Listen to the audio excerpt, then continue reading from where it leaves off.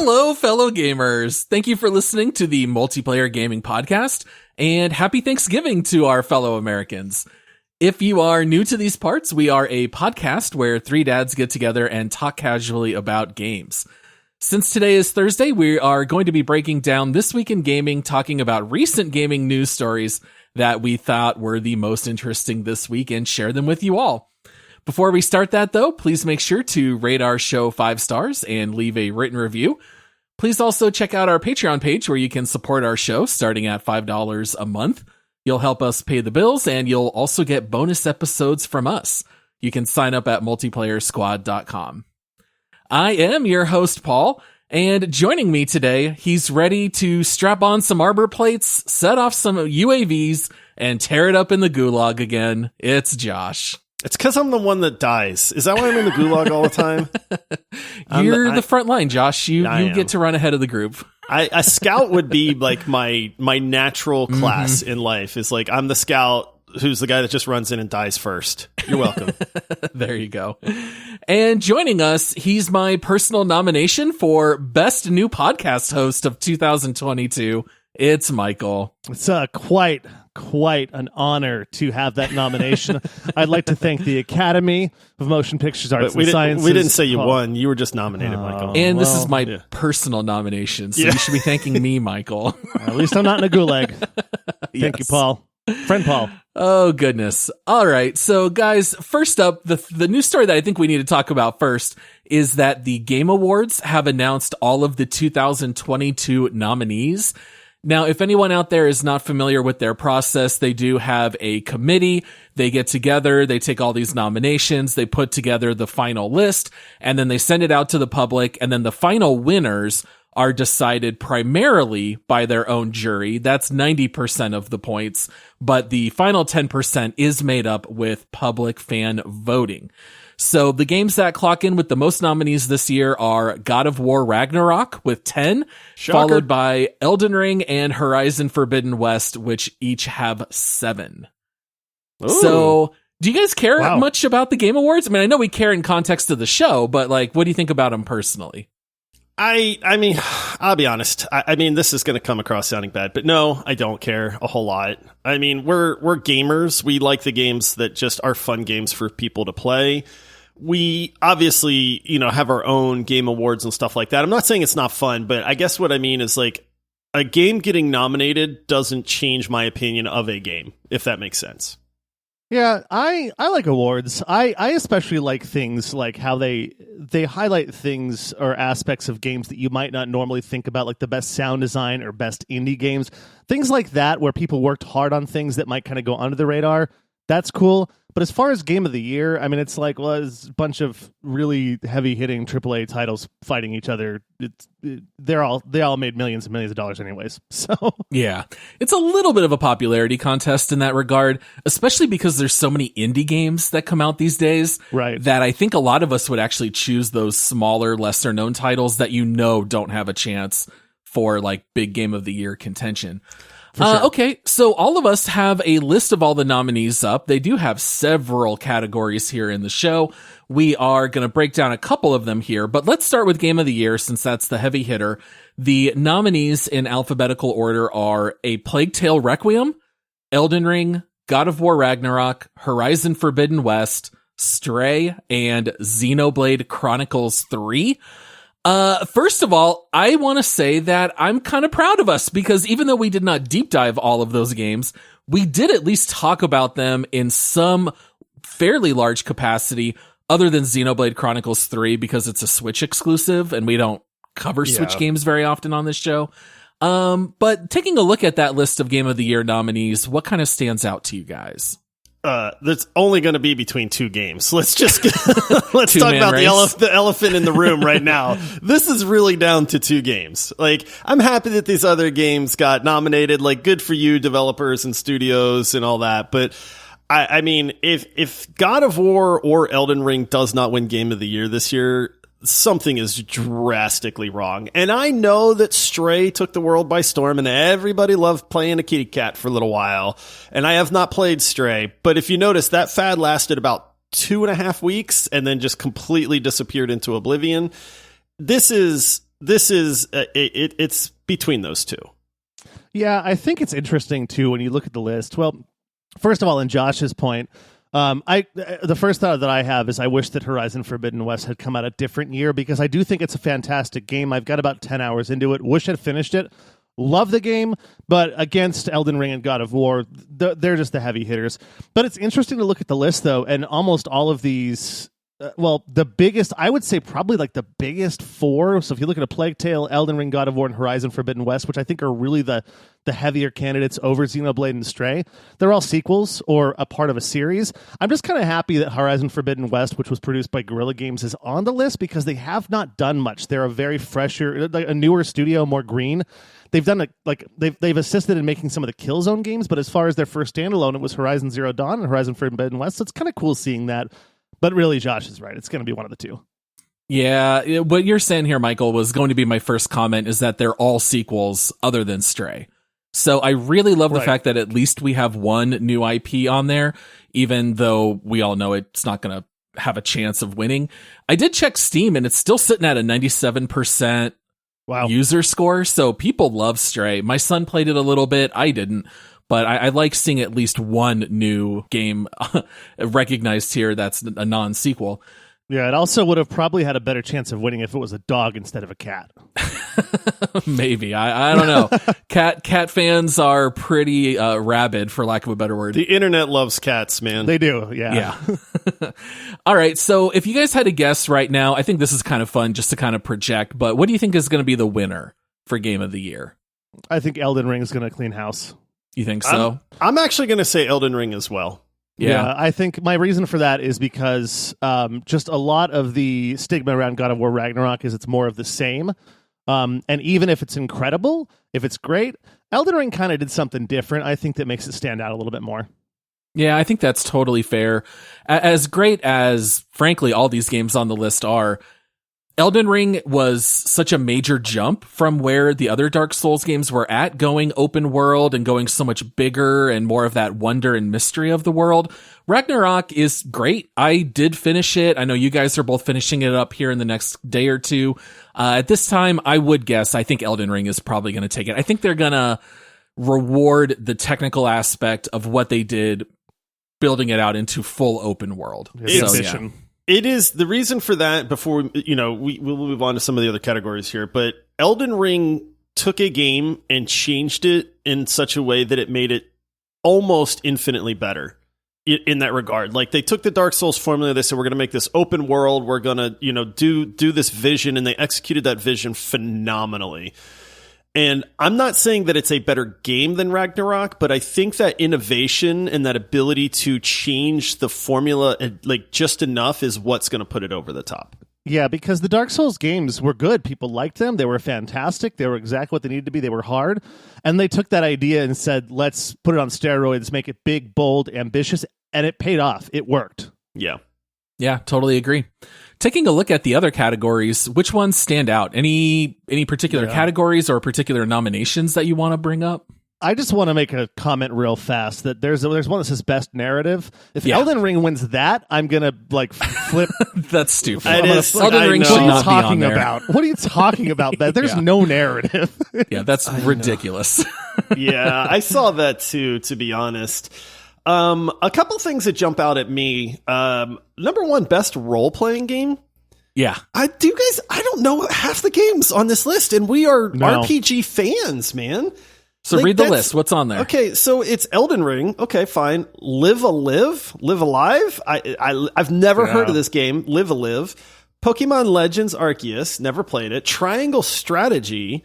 I feel like I've heard of that. And then Xenoblade Chronicles 3. I know none of these games with the exception of Elden Ring. How is that a thing? Would you really even consider Elden Ring a role-playing game? I would, yeah, for sure. You get gear and builds, that's a good points, and inventory.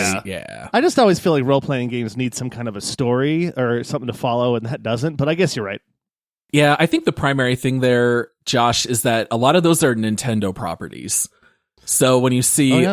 Live Alive, Pokemon Arceus, and Xenoblade.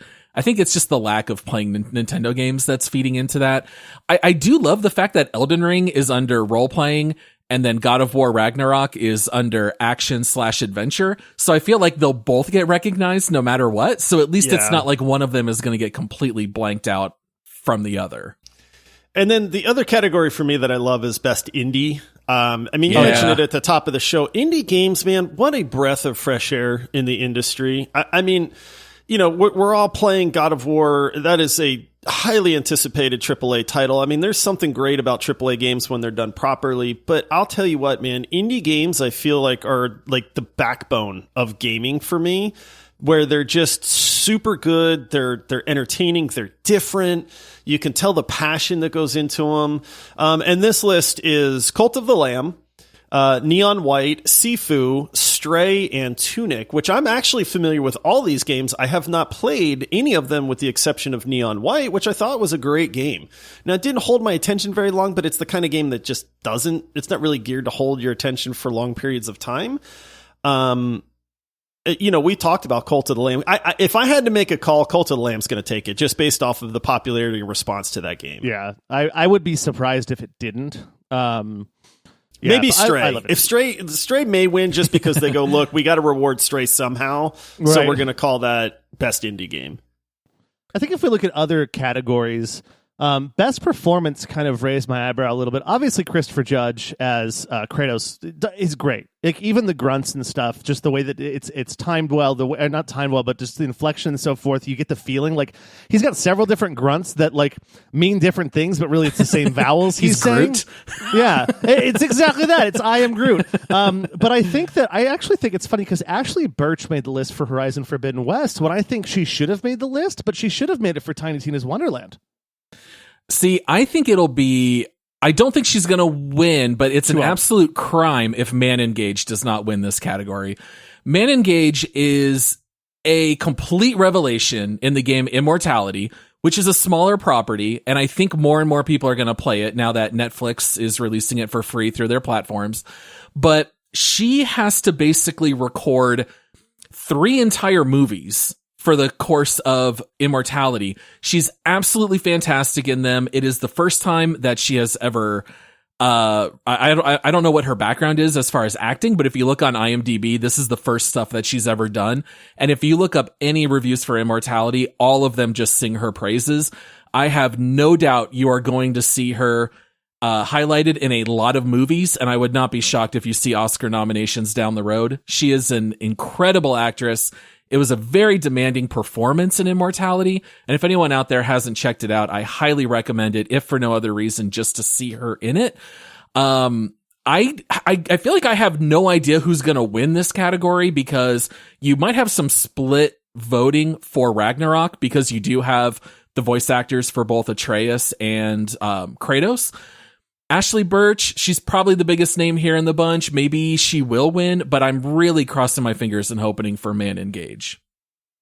I am not familiar with Man Engage, at all. But I know you talked highly about Immortality too, which I still have not checked out either. So might need to watch a little bit of video on that. Yeah, that's a pretty interesting one.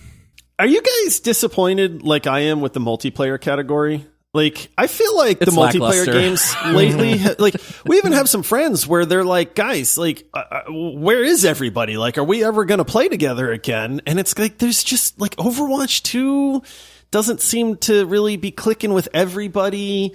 Right. I mean, Multiverses is fine, but that's not really our style game anyway. You know, and so it's just like there's just no like rock solid multiplayer game out there. But the nominees for this one are Call of Duty Modern Warfare 2. I have heard very mixed things on that from people, you know, and maybe we're just not Call of Duty people, but I find it kind of interesting that that's actually up for best multiplayer because I've heard conflicting things on that. Multiverses, which I've never played a single round of and have no desire to. Overwatch 2, that deserves to be on the list just because it's a huge name. Splatoon 3 and Teenage Mutant Ninja Turtles Shredder's Revenge.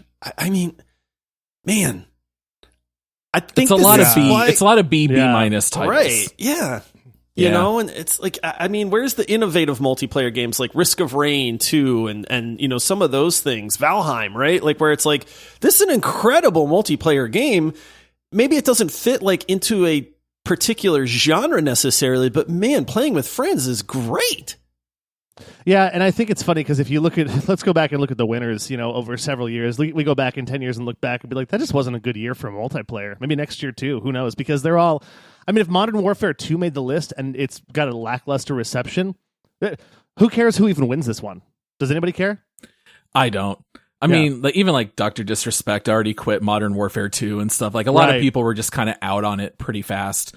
Yeah, and Most Anticipated is kind of fun. They've got a couple games that aren't coming out for quite a while, like Legend of Zelda, Tears of the Kingdom. They've also got Final Fantasy 16, Hogwarts Legacy. Resident Evil 4 is kind of funny. I feel like remakes should not be eligible for these categories. Let's just look at new stuff.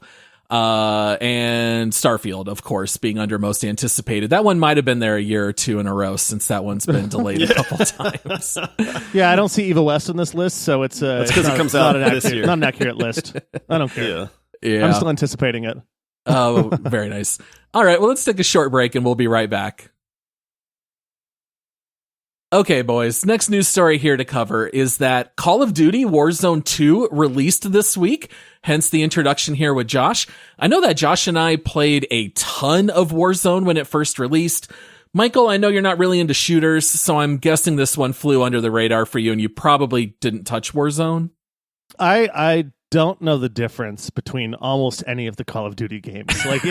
And that made this article, which you're about to go into, really confusing for me, because it's like, that feeling you get when someone's like, hey, pat your head and rub your belly at the same time, and you're just like, huh? That's how I felt reading this article.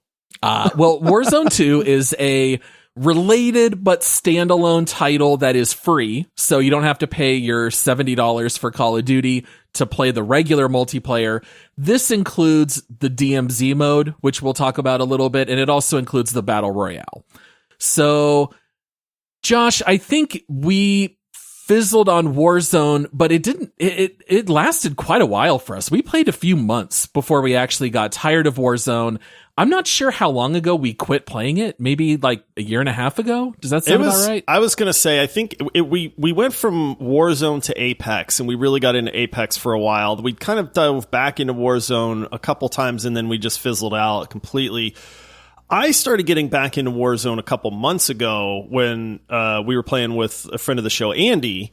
And he and I were hopping in every day. And his kids, my nephews were, they're older and they're actually good at the game now. So it kind of made it fun to do squads and stuff like that.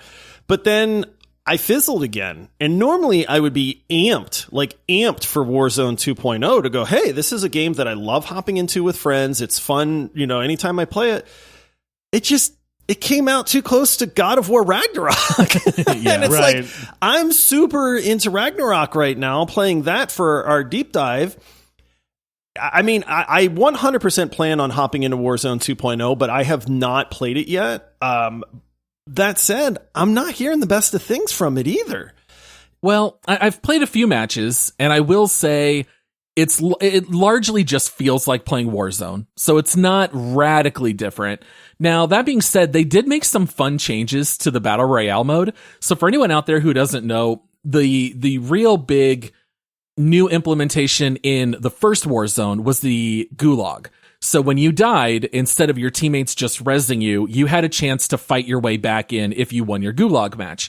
Well, in Warzone 2, what they did is the Gulag is now in pairs. So you're not alone. It's 2v2, but the extra wrinkle that they added is that you can either fight and eliminate the other pair, and then you get to parachute back in, or as a 4-person group, you can fight the jailkeeper, and then you get the keys, and all 4 of you parachute back in. So there's a little bit of that. Are we going to trust each other, or are you going to stab me in the back? Am I going to stab you in the back? How are we going to do this? And I'll just say all of my trips to the Gulag, I'm shooting the other people. I have not even tried going after the jailer. I just aim for the other team. It's funny because I saw a clip from Tim the Tatman where he even said everybody needs to do this in the Gulag, and nobody shot at each other. And then all 4 of them killed the jailer, and they all redeploy. I am 100% the guy that would be crouching up and down going, hey, don't shoot. Let's go kill the jailer. And the second the guy turns his back, I'm wasting that dude because you win. It's if you take out the one guy, his buddy is still around. But I mean, 2v1, come on. And then it's almost like, dude, I'm guaranteed to redeploy without my direct competition getting redeployed. Right. Yeah, why do you want to help? There's 150 people you have to eliminate to win. Why am I going to help 2 of them to get back onto the battlefield? Right, exactly. But I would absolutely look like I am all about, hey, let's work together, and then just strike from behind. You are a dishonorable Topa. That is Klingon. But you know what? Victory is forever, man. Yep. I love it, though. I love it. It cracks me up. Josh, I picture, I don't know why I just pictured Josh like in real life in a gulag, like holding a stick and just like, hey, we're going to just in the back. Gulag Josh escaping. Oh boy.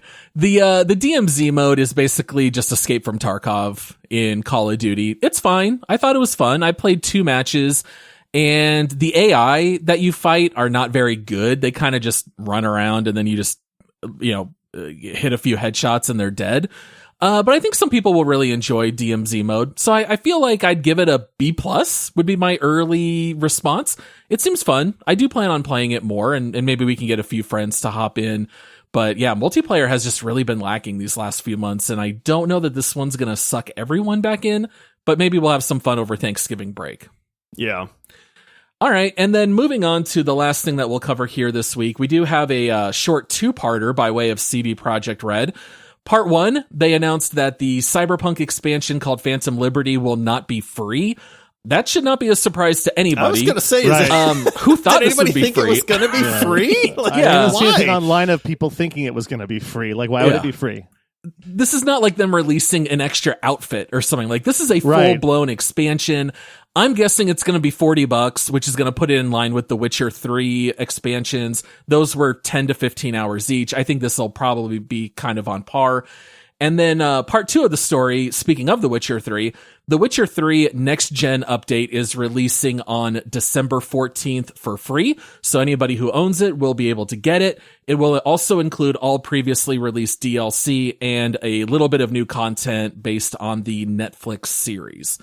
So you guys were more so the ones who wanted to talk about this news. Are you guys excited about this Next Gen update? Do you plan on playing it, or are you glad that it's coming?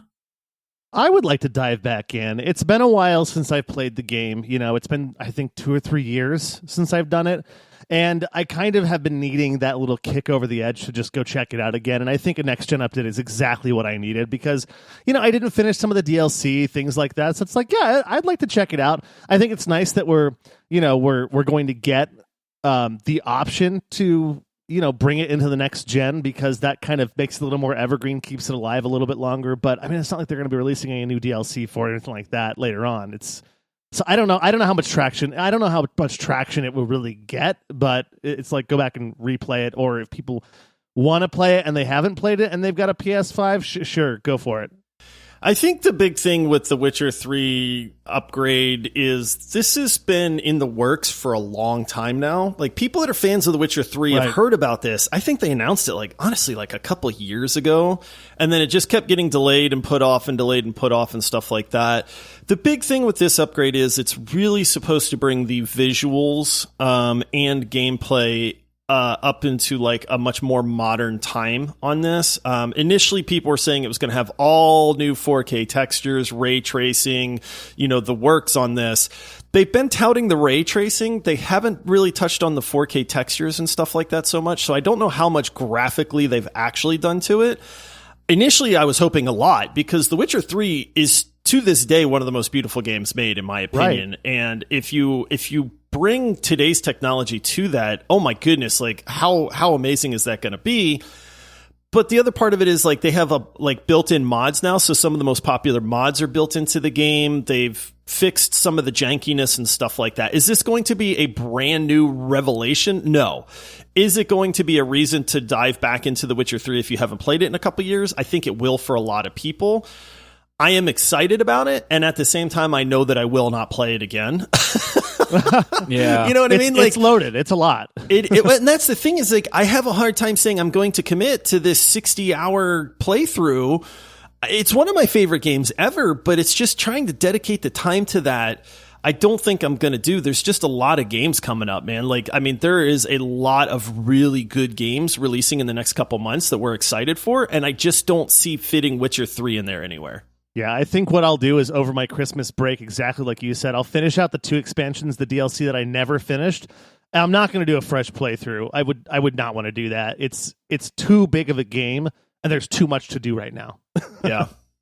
Like, part of me just doesn't really care a whole lot because the 2015 version already looks so good. I guess the next gen update is nice. If you already own it, it's free. If you're going to play through the game multiple times, I guess it's great. To me, it's not enough to make me go back into The Witcher. But then again, I just played The Witcher 3 within the last year and a half. But I'm never going to argue with free content. So it's not like I'm mad about it or anything. It's a free upgrade. What are you going to say? I'd have to say I'm much more excited about The Witcher 1 being remade than Witcher 3. I couldn't care less. Just because it's too old. I own The Witcher 1. They're going to have a lot of work to do with that game. The combat is pretty horrific in The Witcher 1. That one's going to have to be rebuilt from the ground up. I will say, I don't know if this counts for anything for developers. I will 100% download The Witcher 3 upgrade. And just at least look at it. I'll play it for an hour or two. You know what I mean? I'll go, man, I don't have the patience to get to that 8-hour mark to where this game really starts getting amazing. But I will absolutely download the game and check it out. And so I don't know if that works for people where like CD Projekt Red can be like, 40 million people downloaded The Witcher 3. Like, huzzah! And it's like, yeah, but they only played it for like an hour and then everybody uninstalled it again. I guess that really leads into the question of like, what's the return on investment for CD Projekt Red on this? Like, how many people are going to... Not much. Who out there, if you're listening to the show, let us know in Discord if this happens at all. But you're like, man, I've been dying to play The Witcher 3, but you know what? It's so outdated that I haven't checked it out yet. I'm waiting for a next-gen update to go buy it. No one's saying right. That. No. Yeah, it's just a way to buy some free press, I guess, which is not free, but you know what I mean. Right. I mean, the other thing is they've put this off many, many times. Even though this is a thing, this is like a small thing with CD Projekt Red. Like, it got pushed back many times. Like I said, a lot of people that were really interested in this have been that way for years, and it's just like it's not that big of a deal to CD Projekt Red. Yeah, I do also wonder if it'll really be that noticeable. Having played Witcher 3 on a high-end PC, even with the next-gen upgrade, I don't know if it's going to make a whole lot of difference. I think it'll be a bigger deal for console players, for sure. Yeah. Okay, well, that about wraps up today's show. Just a couple quick things that we're leaving on the cutting room floor. Dead Island 2 has been delayed 3 months. That'll now come out at the end of April of next year. RTX 4090s are apparently melting power adapters. A class action lawsuit's been filed against them. And also boo. Overwatch 2's next hero after Ramatra will be support, which has me very excited. I'm glad to see that. And that wraps up This Week in Gaming. So we want to say thank you to everyone out there for listening. As a reminder, please sign up for our Patreon, which you can find at multiplayersquad.com to get bonus content. And you can also follow us everywhere on socials at multiplayerpod. All right, I think we're all done for today, guys. Any last thoughts? No. Yeah, just that's the news. We hope you liked it. Yep. Enjoy your turkey, or if you are a person of culture, maybe you're having ham or rib roast, which are far superior to turkey. But in any case, enjoy your rolls and all your side dishes, and we'll see you guys next time. Happy gaming. Cheers, all. All right. See you, everybody.